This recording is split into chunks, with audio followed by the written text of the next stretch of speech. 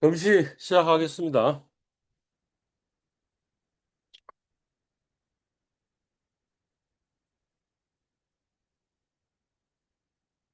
공지사항 하나 이야기 드리면, 김준호 씨가 중간평가 관련해서 질문에 했는데, 제가 수업에서 이야기해 주겠다고 했고, 그거를 지금 녹화해 가지고 여기 뒀습니다. 그래서 요 동영상을 보시고, 그다음에 중간평가를 하시면 되겠습니다.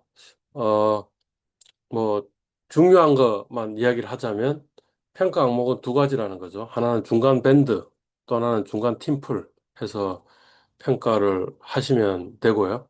중간 평가는 10월 8일 밤 11시 59분 59초 기준으로 해서 하시면 되겠습니다. 그 이유는 기말에 평가할 거니까 그 이후에 쓴 밴드글 같은 거는 여기에 포함이 되면 안 된다라는 이야기고요. 우리 팀플 같은 경우에 2 나누기 n 플러스 1 규칙을 적용하자라고 처음에 수업 시작할 때 이야기했는데 적용하지 않겠습니다. 그러니까 다시 말해서 3명이 만약 팀플을 한 경우라면 그러면 그냥 각각 1점씩 카운트를 하면 되겠습니다.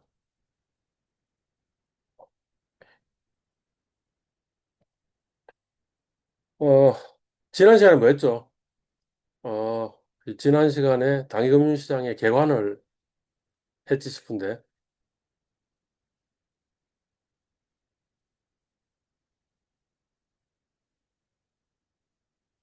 어, 어디 있을까요?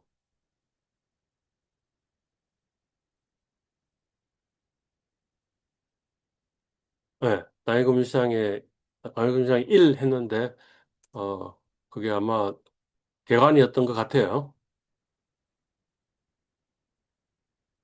그거를 딥스크한테 개조식으로 요약을 해달라고 아마 제가 해놓은 게 있을 거예요.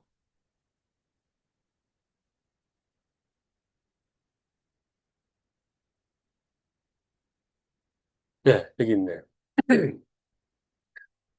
어, 제가 생성 AI로 퍼플렉스티가 괜찮다라고 얘기했는데 요약하는 거는 오히려 딥식이 좀 더 나은 것 같아요. 예. 그래서 수시로 여러 생성 AI의 그 기능별로 나은 점을 찾아가지고 좀 이용하시는 게 좋을 것 같다라는 그런 이야기입니다. 예. 그러니까 그 어떤 정보를 찾는 데는 퍼플렉스가 상당히 유용한 것 같은데, 근데 요약하는 기능은 오히려 딥식이 더 나은 것 같다라는 거고요.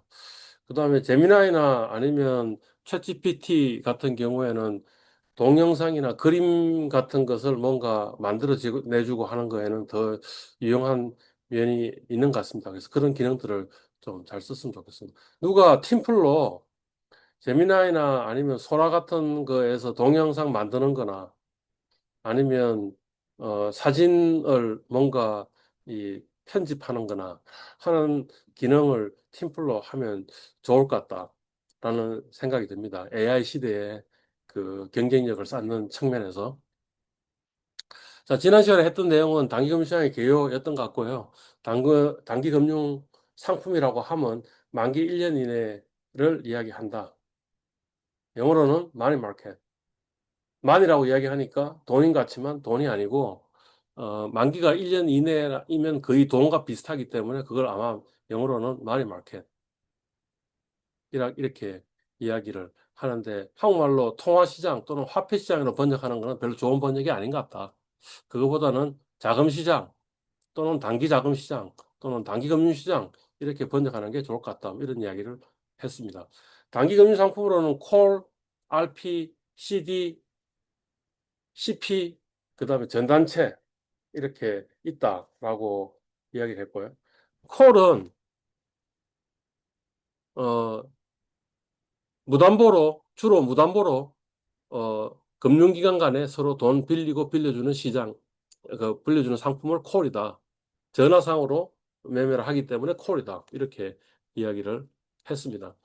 리퍼처스 어그리먼트의 약자가 RP인데 판매 조건부 채권 매도라고 이야기를 할 수 있는데 왜 환매 조건부 채권 매도라고 제가 번역을 했냐 하면 repurchase, 그러니까 다시 사는 것을 약정하는 어떤 거래이죠. 그러니까 채권을 지금 매도하는 거죠. 채권 매도하는 거고요. 채권 매도하고 언젠가 약속된 가격으로 다시 살 수 있는 약정을 하는 거죠. 그러니까 겉으로 보기에는 채권을 매도하고 다시 재매수하는 그런 계약처럼 보이지만 실제로는 채권을 담보로 해가지고 매도했으니까 매도했으면 돈이 저한테 들어오니까 돈을 빌리는 거죠. 그러니까 내가 가지고 있는 채권을 담보로 돈을 빌리는 행위가 레포고, 리퍼처스 어그리먼트 줄여서 레포라고 이야기를 하고, 그 다음에 그 반대 매매가 뭐예요? 리버스 리포가 되는 거죠. 채권 매수한 쪽이 있겠죠. 그건 채권을 담보로 해서 돈을 빌려준 행위를 한 게 되겠죠. CD는 Certificate of Deposit, 그러니까 디파짓의 Certificate, 예금 정서를 만든 거죠. 근데 이제 CD의 혁신은 뭐냐 하면 그냥 은행 예금이라면 만기 이전에 제가 현금화를 시킬 수 없는데 이거를 양도성, 뭔가 이, 이 정서를 다시 되팔 수 있는 그런 것이 가능하도록 만들어 준 거죠. 그죠? 그러니까 그 정기예금을 중간에 만기 이전에 깼을 때 벌금 안 내고 그냥 제3자한테 되팔 수 있는 어떤 혁신을 만들어 준 거죠. 그게 뭐냐면 Certificate Deposit, CD다라고 이렇게 이야기를 할 수 있죠. CP는 Commercial Paper의 약자인데 기업이 단기 정권을 발행한 그런 거죠. 그죠? 예.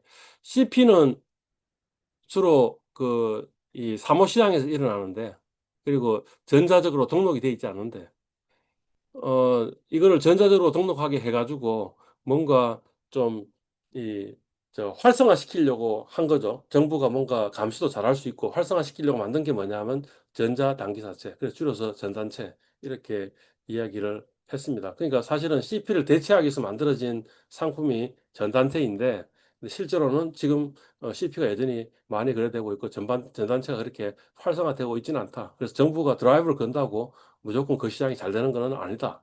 뭐 이런 이야기를 할 수 있겠네요. 왜 단기 금융 시장이 필요하냐 하면 단기로 자금을 조달하고 운용할 게 필요한 거죠. 기업이 장기로 돈을 빌리니까 그러면 이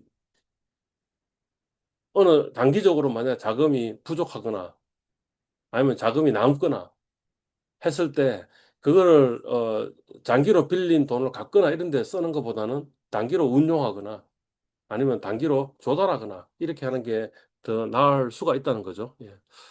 어, 단기 금융 상품은 유동성이 높습니다. 그죠? 예.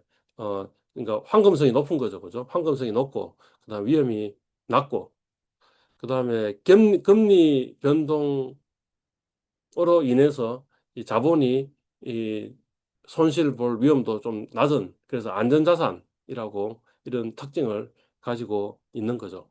그리고 이 우리나라의 기준금리는 RP금리, 그죠? 예. 미국의 기준금리는 페드 펀드 타겟 레이트의 레인지라고 이렇게 이야기를 했죠. 그래서 결국에는 중앙은행 통화 정책은 어떤 식으로 전달이 되냐 하면 일단은 RP 금리를 움직이고 그럼 다른 단기 금융 상품의 금리를 움직이고 그러면 장기 금융 상품 자본시장의 금리도 뭔가 움직이게 되고 자본시장 주식시장도 주가에 영향을 주게 될 것이고 그 결과 그것이 실물 경제도 영향을 주는 방식으로 전달되니까 결국에는 처음 스타트가 단기 RP 금리인 거죠. 한국은행 같은 경우에는. 네. 그래서 중요한 시장이다.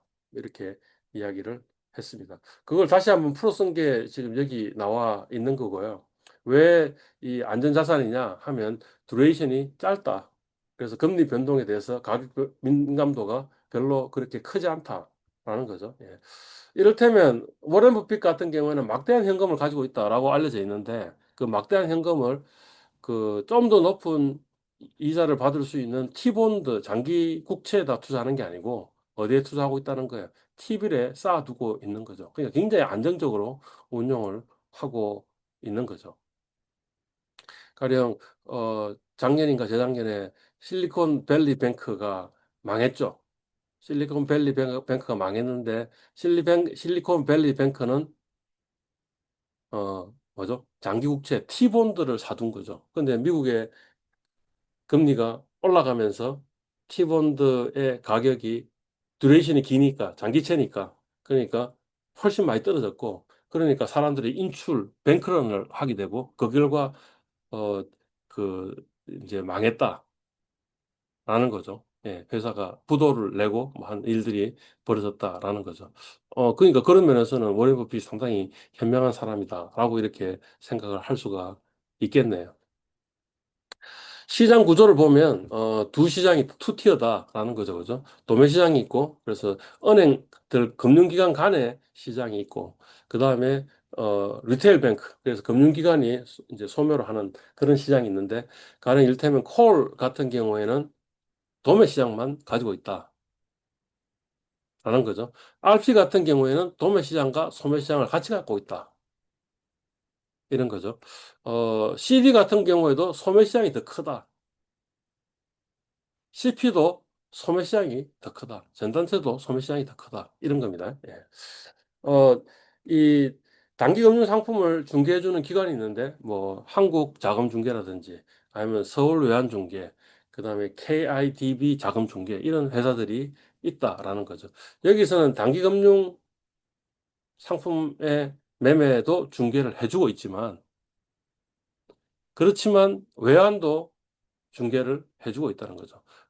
단순히 그냥 외환 거래만 하는 게 아니고, 외환 거래를 하는 이 딜러들은 외환 거래 결과 그다음에 예금도 하겠죠. 단기 금융 상품으로 운용을 한단 말이죠. 그러니까 사실은 이 단기 금융 자금 시장하고 외환 시장은 거의 같이 움직이는 시장이고 그 시장의 중개 역할을 하는 한국에 있는 기관들은 한국자금중개, 서울외환중개, KIDB 자금중개 이런 거다라는 거죠. 그리고 제가 강조했던 게 한국자금중개라는 회사는 신이 꼽을 쳐놓은 직장인 같다라고 생각한다는 거죠. 예. 기본적으로 이 카지노에서 도박을 하는 사람들은 돈을 못 번다는 거지. 그죠? 근데 카지노는 돈을 번다는 거죠. 강원랜드가 돈을 많이 번다는 거죠. 강원도가 개발 사업을 해가 엄청나게 손해를 봤는데 그걸 강원랜드에서 번 돈 가지고 커버를 하고 있다라는 거죠. 그래서 이 하우스 짱이 되는 게 가장 좋은데 그런 의미에서 한국거래소라는 회사가 상당히 좋은 직장이다. 그런데 한국거래소가 좋은 직장인 거는 누구나 알고 있다. 그런데 한국자금중개도 사실은 한국거래소와 비슷한 역할을 하고 있는 기관인데 그런데 이 기관에 대해서는 사람들이 잘 모르니 그러니 이거는 그야말로 신이 꼽을 쳐놓은 직장이 아니겠느냐라는 이야기입니다. 예. 시사점은 뭐예요? 무수히 많은 금융기관들을 쫙 놔둬놓고 내가 이름을 알고 있는 금융기관에는 관심을 가지지 말고 내가 이름을 모르는 금융기관이 그래도 딴 사람들도 다 모를 거니 거기가 좀 더 낫지 않겠냐라는 거죠. 이게 투자하고도 마찬가지인 거죠. 효율적 시장 가설에 의하면 여의도 대로변은 에서 5만 원짜리 지폐를 줍는 것을 직업으로 삼으면 안 되는 거죠. 누구나 5만 원짜리 지폐 떨어져 있으면 그걸 죽을 거니까. 그죠? 근데 여의도 뒷골목, 어두컴컴한 뒷골목을 가면 5만 원 지폐가 떨어져 있을 수도 있는 거지라는 거죠. 시장이 비효율적일 수도 있다라는 거죠. 그 규칙이 마찬가지로 지금 우리 취업 시장에서도 적용되지 않겠냐 이거지. 그러니까 사람들이 널리 알고 있는 회사, 삼성전자, 국민은행 이런 데는 너도 알고 나도 알고 있으니 내가 만약 삼성전자나 국민은행에 취직이 된다면 그거는 내가 훌륭한 사람이니까 되는 거지. 내가 잘 선택해서 되는 거는 아니잖냐. 라는 거죠. 그러니까 그거보다는 금융기관들 중에도 아니면 기업들 중에도 굉장히 알짜배기 기업인데 사람들이 널리 모르고 있는 기업이 있을 건데 그런 기업에 투자를 해야 되고 그런 기업에 나의 인생도 투자를 해야 되지 않겠냐.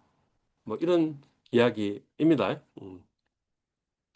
뭐 콜, RP, CD, CP 전단세가 있다라는 거고 시장 규모는 GDP의 한 25% 정도 되는 것 같고 그중에 RP 시장이 지금은 이 기준금리가 되고 나서 비중이 상당히 높아졌다라는 거죠. 예. 그리고 정부는 전단세를 밀고 있지만 전단세의 비중은 한 10%밖에 안 되고 CP가 한 40% 정도 된다. 라는 거죠, 그죠? 그 결과 시드도 좀 쪼그라들고, 그 다음에 콜도 좀 쪼그라들고 있는 시장이다. 자, 미국의 단기금융시장하고도 비교를 할 필요가 있는데, 그 중에 특히 페드 펀드 마켓을 알아야 된다는 거지. 페드 펀드라 하고 하면 뭐냐?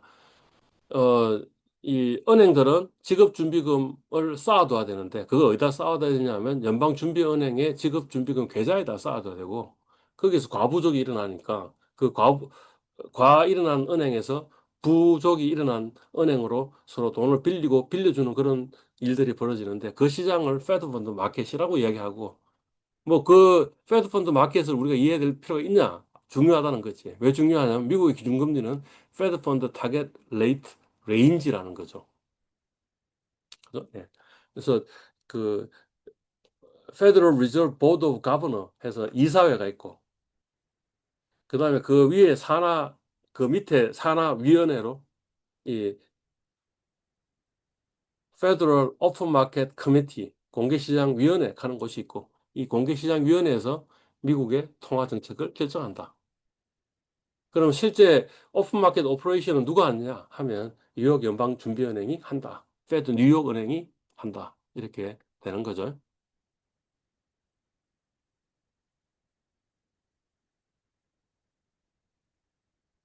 뭐 그게 중요한 내용이었던 것 같습니다.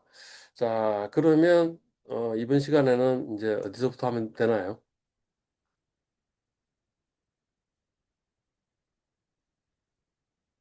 금시, 단기금융시장,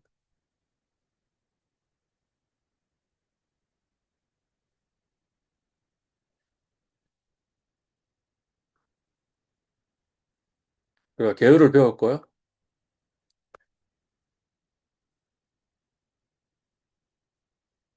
아마 콜 시장부터 콜 했고, 그다음 페드 펀드 마켓 했고, 이제 오늘 RP를 해야 될 차례가 된 것 같아요. 예. RP도 조금 하긴 했을 것 같은데, 그렇지만 RP부터 다시 이야기를 하도록 하겠습니다. 자, RP는 Repurchase Agreement, Re하고 P하고 합쳐서 RP 이렇게 된 것 같고요. 그죠? 예. 줄여서 Repos라고 이야기를 하기도 하는데, Repos, Repurchase Agreement니까 다시 펄쳐서 할 것을 약속한 거죠. 그 말은 뭐냐면 처음에 팔았겠죠. 그러니까 채권을 매도한 게 되겠죠. 근데 환매수하는 것을 조건으로 해서 매도한 거다라는 거죠. 그러니까 겉으로 보기에는 이게 뭐예요? 채권을 팔고 그다음에 채권을 재매수하니까 채권 매매인 것처럼 보이지만 사실은 그건 아니다라는 거지. 왜냐하면 다시 환매할 환매가가 지금 현재 시점에 결정이 되어 있는 거죠. 뭔가 매입가에다 약정 이자만큼 딱 정해져가 환매가가 정해져 있다는 거지. 정해진 현금 흐름이니까 돈을 빌리는 거죠. 그만큼 돈이 들어오고 만기에 다시 돈이 갚아지니까 돈을 빌린 행위다라는 거죠. 그러니까 그러면 정권은 뭐 어떤 역할을 하느냐 하면 담보의 역할을 하지 않겠느냐. 이게 이노베이션이라는 거죠. 왜 이노베이션이냐? 콜은 기본적으로 뭐라 그랬어요? 무담보 대출 차입 이런 거라고 이야기했잖아요. 그러니까 신용 위험이 있는 금융기관 같은 경우에는 신용 위험이 있는 기업이라면 콜 시장에서 참여하기가 힘들겠죠. 그러니까 그들만의 리그이겠죠. 신용 위험이 별로 없는 기관들 간의 리그이겠죠. 근데 채권을 담보로 했으니 그러니 설사 이 빌린 사람이 돈을 안 갚더라도 채권 팔아가지고 회수를 할 수 있게 되는 거잖아요. 그러니까 아마 그 RP가 콜 시장보다는 훨씬 더 많은 차입자를 뭔가 수용할 수 있는 게 되는 거죠. 그러니까 이게 금융 혁신이다.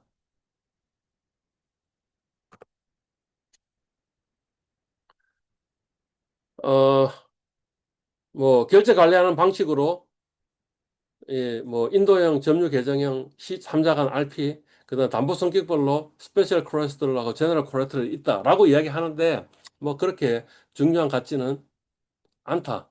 이런 거죠.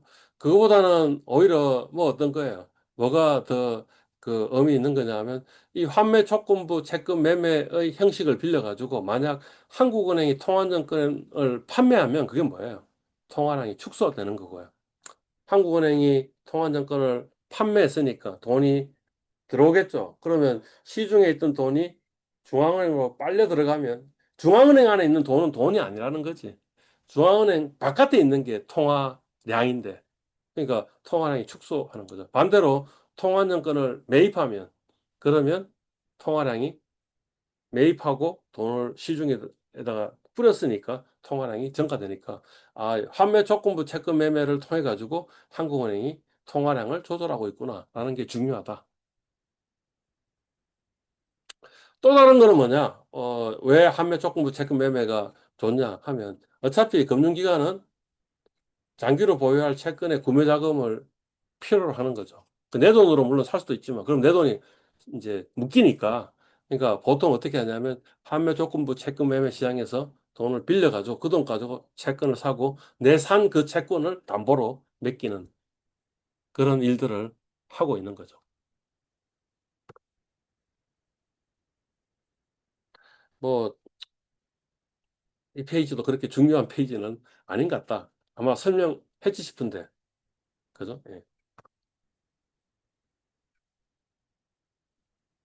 뭐 이 페이지도 그렇게 중요한 페이지는 아닌 것 같기는 한데 조금 설명하자면 어, 대고객 RP가 있고 그다음 뭐예요? 기관 간 RP가 있다라는 거죠. 그러니까 RP는 소매 시장도 있고 도매 시장도 있는데 어떻게 한다는 거예요?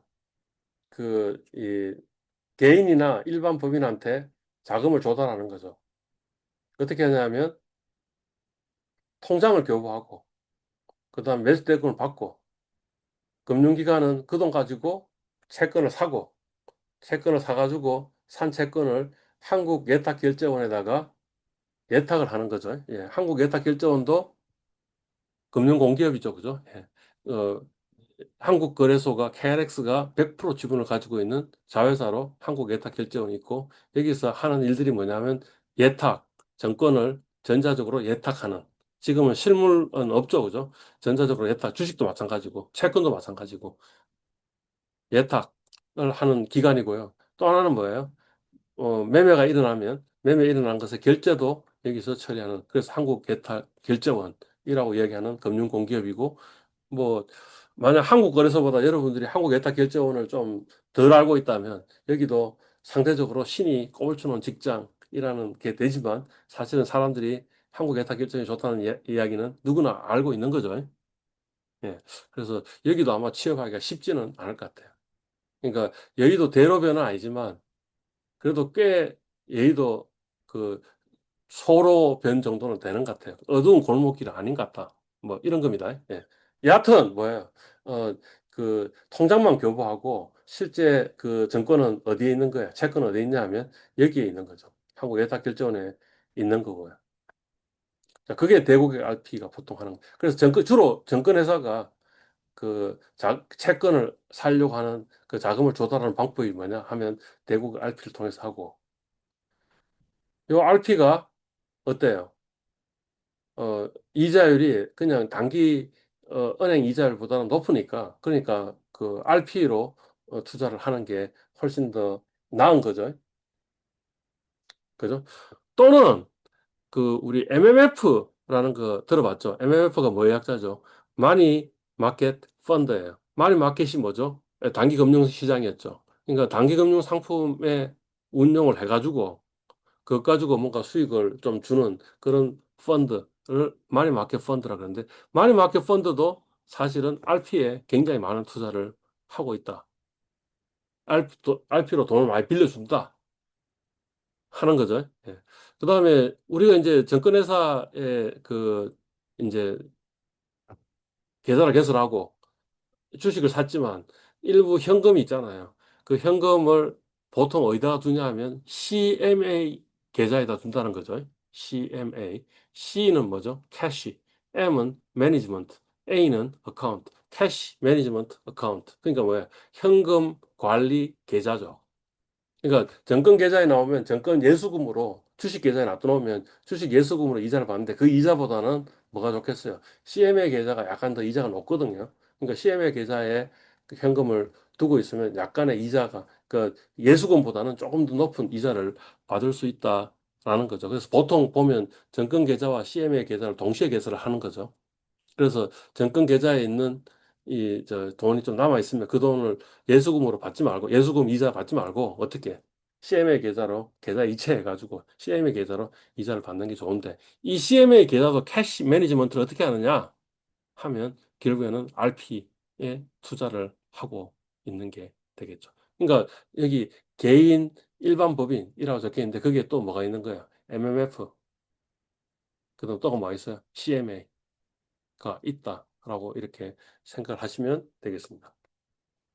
자, 이번에는 기관 간 RP입니다. 그러니까 금융기관에 돈 있고 돈 없는 그 금융기관 사이에 서로 일어나는 거죠. 그러니까 RP를 매도하는 그 기관은 뭐냐면 돈 빌리는 기관이고 RP를 매수하는 기관은 돈을 빌려주는 기관인데 그러면 이제 한국자금중개 같은 중개회사가 있고 그러면 이제 둘 사이에 주문을 내 가지고 거래를 체결하고 그죠? 그러면 거래 내역을 한국 예탁결제원에다가 보내주고 중개기관이. 그리고 양자는 이 거래가 제대로 된 건지 확인을 하고. 그럼 한국 예탁원에서는 아 이게 결제할 수 있는 요건을 충족했는지 보고. 그래서 뭐 만약 아니면 뭐 처분 이제 이 정권은 이제 처분하면 안 되겠죠. 이 돈을 빌린 거니까 처분하지 하면 안 되고 그리고 이제 결제자금을 이체하라고 한국은행에 하면 한국은행에서 BOKY를 통해서 돈이 왔다 갔다 하고 그죠? 예. 그다음에 자금 그 한국은행에서 이 BOKY에서도 돈이 트랜스퍼 되는 이체되는 거는 뭐냐 하면 이 매수기관과 매도기관에서 충족되는지 체크해 가지고 아 돈 트랜스퍼 해도 되겠습니다라고 이야기를 하면 이제 BOKY를 통해서 트랜스퍼 되고 그러면 결과 통보하고 그러면 이제 이 한국 예탁원에서 이 매도기관에서 매수기관으로 RP 매수 계정, 점검 계정으로 계정을 전자적으로 그냥 옮기는 거죠. 전자적으로 옮기는 그런 일련의 작업들이 일어난다라는 거죠. 주로 이 기관한 RP는 장외에서 일어나는 거죠. 그래서 장외 중개 거래라고 이렇게 적혀 있네. 자, RP 거래의 규모를 보면 2009년도만 하더라도 주로 뭐였습니까? 대고객 RP가 거의 대부분이었다라는 거죠. 그죠? 처음 시작할 때는. 그런데 이제 점점 가면서 RP가 뭡니까? 한국은행의 기준금리가 되고 난 거죠. 2008년도에 됐나요? 2008년도에 됐으니까, 되고 나니까 점점 장외기관, 금융기관 간 거래가 훨씬 더 빠른 속도로 증가를 했다라는 것을 알 수 있네요. 어디가 대고객 RP를 많이 하느냐 하면, 그냥 가장 최근을 보면 뭐예요? 95.4%가 정권사. 그러니까 정권사가 이 일반 개인 고객들한테 이제 RP를 지금 팔고 있는 거죠. 그죠? 예. 그래서 자금을 조달하는 거죠. 자금 조달하는 그런 게 있습니다. 여기 최신관서라고 했는데 이게 뭐예요? 우정사업본부. 그죠? 예. 우정사업본부가 우체국이 그냥 우체국의 역할만 하는 게 아니라는 거죠. 우체국에 가면 뭐가 있다는 거예요. 금융이라는 창구가 따로 있고, 금융 창구에서 우리가 은행의 역할도 할 수 있고, 보험회사 역할도 할 수 있고, 그렇게 된단 말이죠. 그죠? 예. 그리고 우정사업본부는 예금자 보호 안 한다는 거지. 왜냐하면 우정사업본부가 정부 기관이기 때문에 여기가 디폴트가 나면 그냥 정부에서 돈을 대주게 돼 있다는 거지. 그 예금자 보호가 필요 없다는 거지. 우리 예금자 보호가 1억원까지 예금자 보호 되잖아요. 그죠? 이거는 10억을 집어넣어도 예금자 보호가 되는 거지, 자동적으로. 예, 갔어요. 예. 그러니까, 우정사업본부가 상당히 경쟁력 있는 금융기관이 될 수 있는 거죠. 지금보다 훨씬 더 커질 수 있는데, 관료적이라서 열심히 마케팅을 안 하니까 우정사업본부가 별로 커지지 않고 있다. 이런 거죠. 그러니까, 우정사업본부에 들어가려면 아마 별정직 공무원 시험을 쳐야 될 건데, 그죠? 예. 빅 플레이어라는 거죠. 금융시장에서도 아주 빅 플레이어라는 거죠. 그 우정사업본부에 들어간 금융화부 선배가 있냐? 없는 것 같아. 라는 거죠. 그러니까 이 금융시장론 수업을 들으시고 우정사업본부에 공무원이 돼보는 거 한번 생각해 보면 좋은 것 같다. 라는 생각이 든다는 거죠. 네. 어, 숭실대 선배 중 있을까요? 아니면 내가 아는 선배 중에 있을까요? 한번 생각해 봐서 한번 찾아보면 좋을 것 같다. 이런 생각이 듭니다. 여하튼 뭐예요? 이 대국의 RP는 결국엔 누가 한다고? 정권회사가 한다라는 게 지금 이 내용이네. 대국의 RP의 담보정권에 이제 이 정권 종류별 비중을 두고 있는데 주로 금융채네. 그죠? 그러니까 은행채이거나 아니면 정권회사가 발행했거나 아니면 보험회사가 발행한 게 반 이상이다. 라는 거죠. 그 다음에 회사채가 일부 있고요. 아마 이거는 AAA 등급 초우량 그 회사채만 아마 하지 싶고, 그 다음에 특수채하고 지방채가 있고, 그 다음에 국채가 있고, 그 기획재정부 국고가에서 발행하는 국고채가 있을 거고, 그 다음에 통한정권, 이건 한국은행에서 발행하는 채권으로 구성되어 있다라는 거죠. RP 거래 만기별 비중을 보면 0에서 6일이 94.4%. 예, 그러니까 이게 거의 대부분이 뭐예요? 초단기 일주일 이내로 돈을 빌리고 빌려주는 거래입니다. 라는 것을 이야기를 하고 있죠. 그죠? 기관 간 RP 거래는 누가 주로 하고 있느냐 하면 매도하는 게 돈을 빌리는 기관인데 돈을 빌리는 기관으로 본다면 증권사하고 자산운용사가 가장 높은 것 같고, 그죠? 예. 그 다음에 돈을 빌려주는 기관으로 본다면 자산운용사하고 은행 신탁이 많은 것 같다.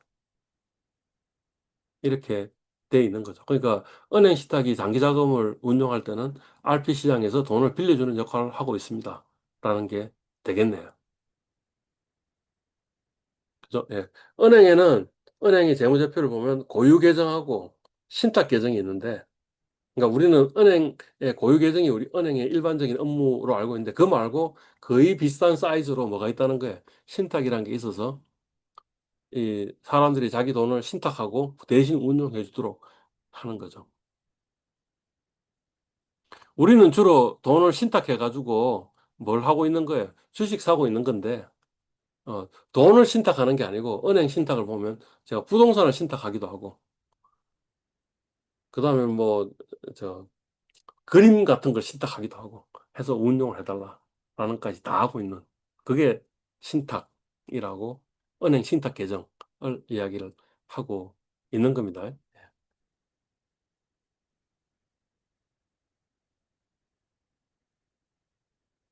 기관과 RP 거래도, 기관과 RP 거래에서는 앞에하고 좀 달라요. 대고개 RP 거래는 금융채니까 증권회사 지금 채가 RP로 굉장히 많이 걸려 있다라는 걸 이야기하고 있는 거고, 여기는 보니까 국채가 거의 50% 이상인 거죠. 예, 그래서 그 이거 그다음에 금융채 29.3% 이렇게 이 정도 된다라는 거죠. 만기는 여기에 있는 만기보다도 훨씬 더 짧네요.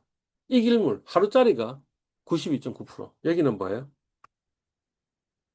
7일 이내가 94%. 예. 그러니까 초단기로 매매되는 시장. 그러니까 콜 시장하고 RP 시장은 서로 대체되는 시장이에요. 콜 시장도 초단기 일주일 이내고 그다음 뭐예요? RP도 일주일 이내다. 라고 이렇게 생각을 하면 되겠죠. 개방형 하는 게 뭐죠? 여기 지금 개방형 하는 게 있잖아요. 지금 익일물, 기일물, 그다음에 개방형 있죠. 이 개방형이 뭘까요? 어, 그냥 자동적으로 만기 연장되는 거. 그래서 만기가 무한정으로 연장될 수도 있겠죠. 그죠? 그걸 보고 개방형 이렇게 이야기를 합니다.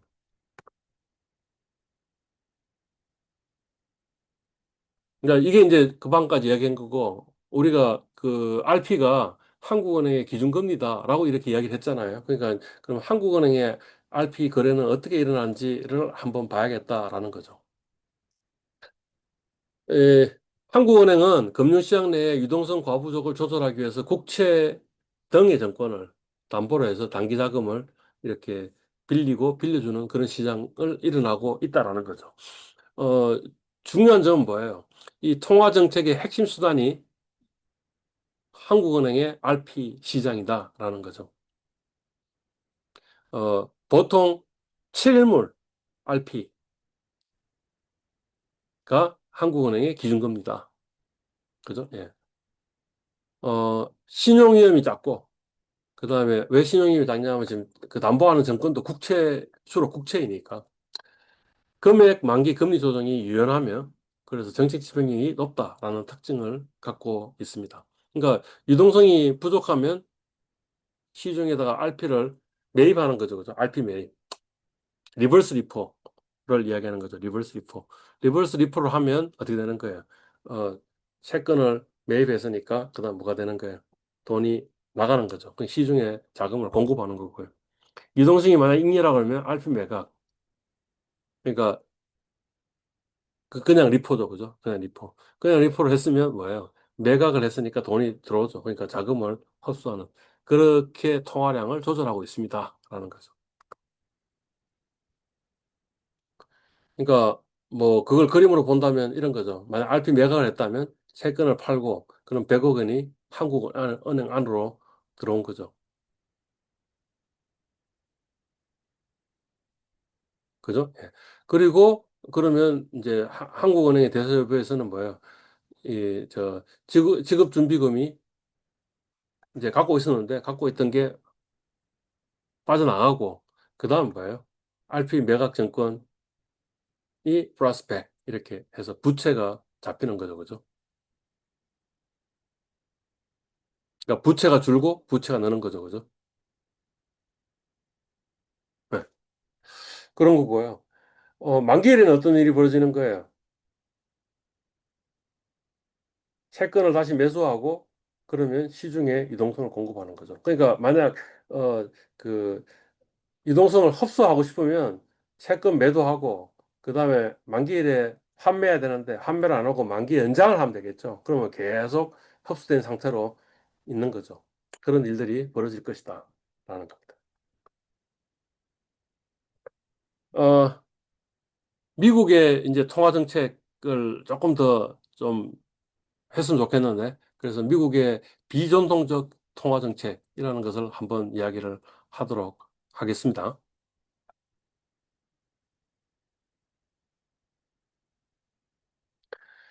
QE 이런 말을 많이 들어봤을 건데 QE, QE는 Quantitative Easing이니까 뭡니까? 양적 완화, 한국말로 양적 완화 이렇게 되는 거죠. 중앙은행이 장기 국채 등의 금융상 자산을 대규모로 매입해서 시중에 직접 유동성을 공급하는 비전통적인 통화 정책입니다.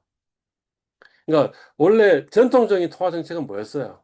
페드 펀드, 그러니까 미국 같으면 페드 펀드 마켓에서 돈을 빌려줘 가지고 뭔가 이 자금 여력을 만들어 주고 그러면 이제 그 시중은행이 자기 그 직업준비금 박아넣어야 되는 걸 안 박아넣을 수 있으니까 그러면 자금 여력이 생기고 이런 구조였잖아요. 근데 그게 아니고 RP 같은 것을 이용해서 아니면 직접 그냥 매입을 해가지고 시중에서 직접 유동성을 공급하는 겁니다. 왜 QE라는 게 생겼느냐 하면 미국의 기준금리가 거의 0% 수준으로 떨어진 거죠. 그러니까 추가로 금리 인하가 불가능해요.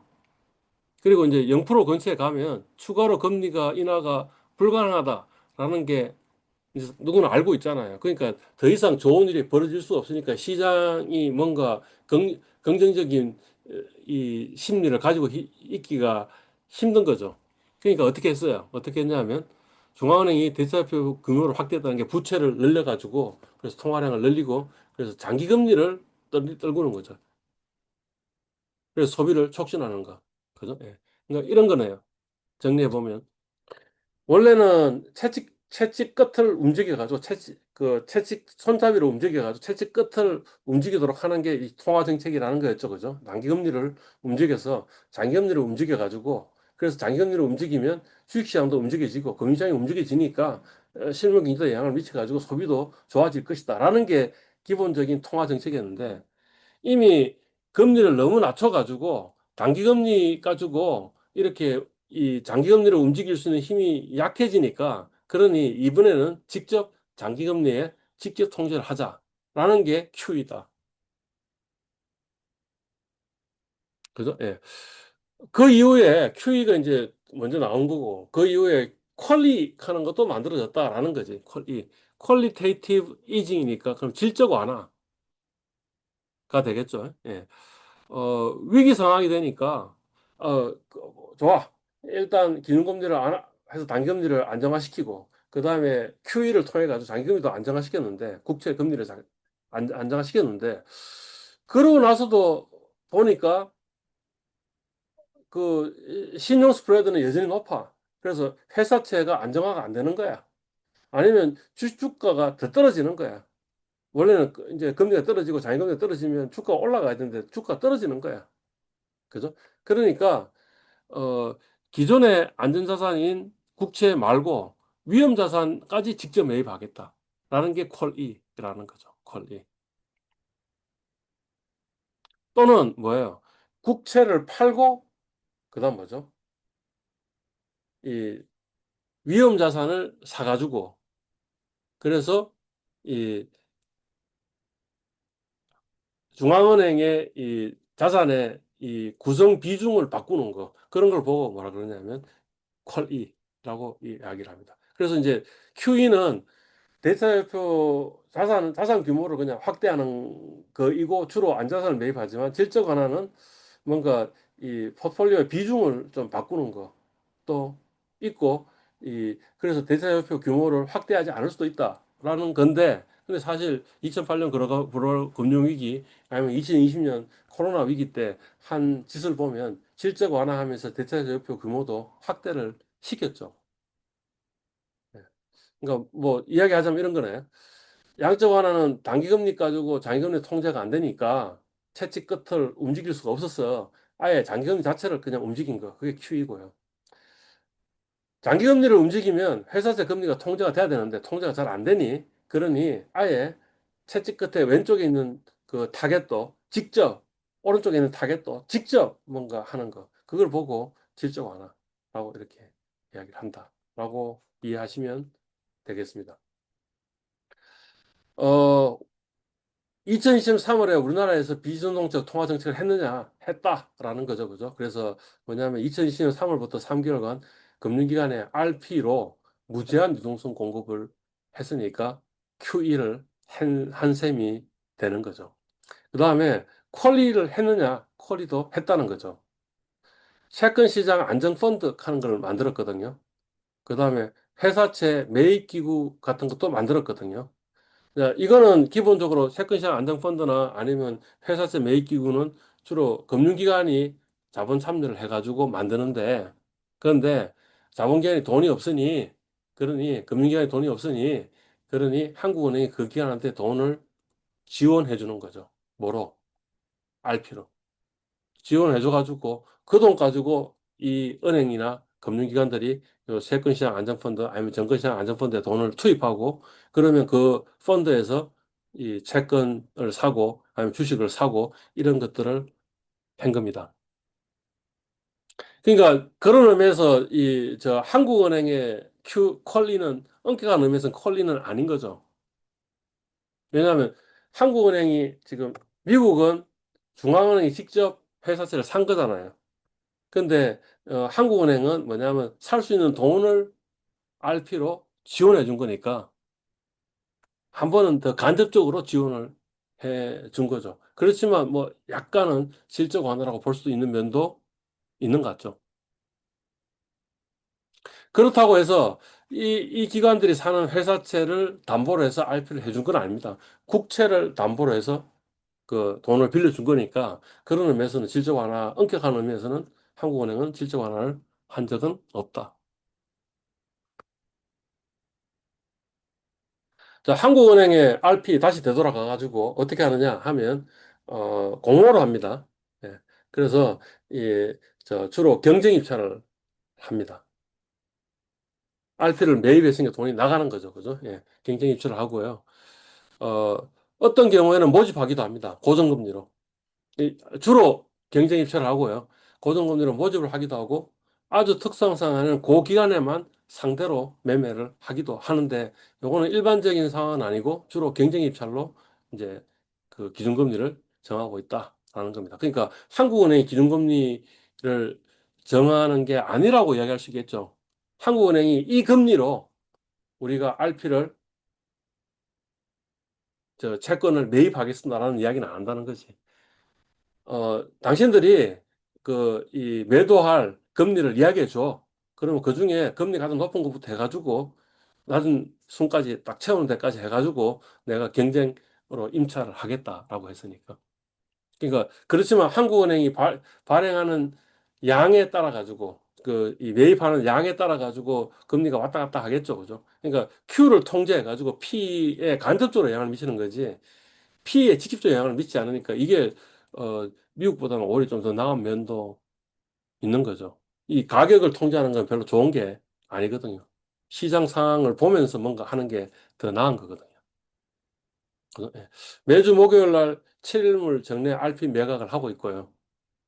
그래서 이 그 같은 경우에는 이제 고정금리로 하고 매입할 때는 경쟁으로 해서 금리 순으로 하고 있습니다. 한국은행의 금통위도 주로 목요일 날 개최가 되거든요. 그러니까 결국에는 목요일 날 금통위에서 기준금리 개최되고 거기서 기준금리가 바뀌면 거기에 따라 가지고 매각할 때는 고정금리로 그다음 매입할 때는 경쟁 입찰로 이렇게 하면서 지금 판매 조건부 체크 매매를 하고 있다라는 겁니다. RP매는 어떻게 하냐? 입찰 공고하고 그다음에 응찰하고 낙찰기한 선정하고 그 다음에 예탁원에서 정권 결제하고 그 다음에 BOK 와이를 통해서 자금 결제하고 한다는 거죠. DBP가 뭐지?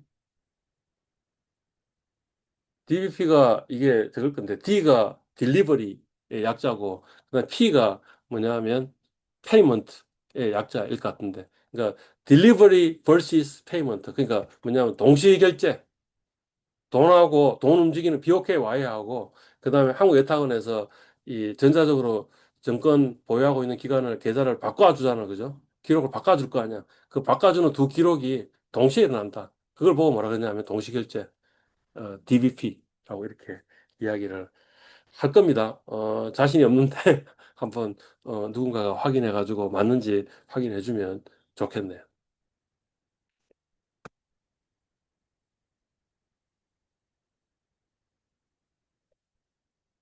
깨가 뭐지? 뭔가 오탄데.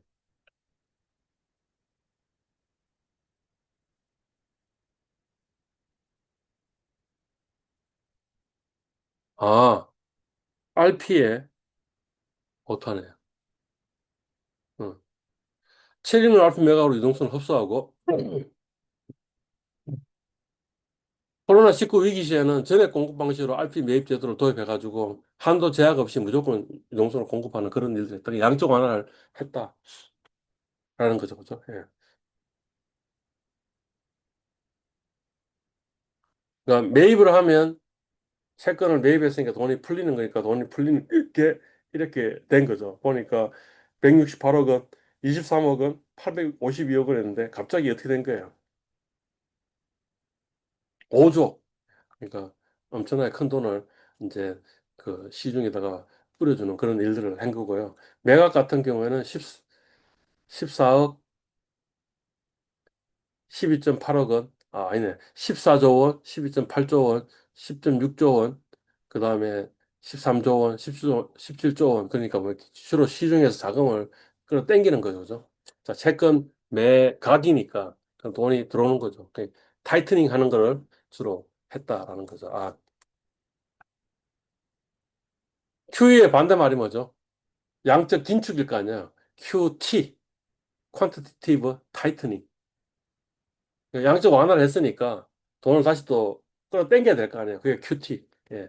퀄티는 Qualitative Tightening. 이렇게 됩니다. 긴축, 질적 긴축. 그런 일도 있다. 예, 일단 조금 잠시 쉬고 다시 시작을 하도록 하겠습니다.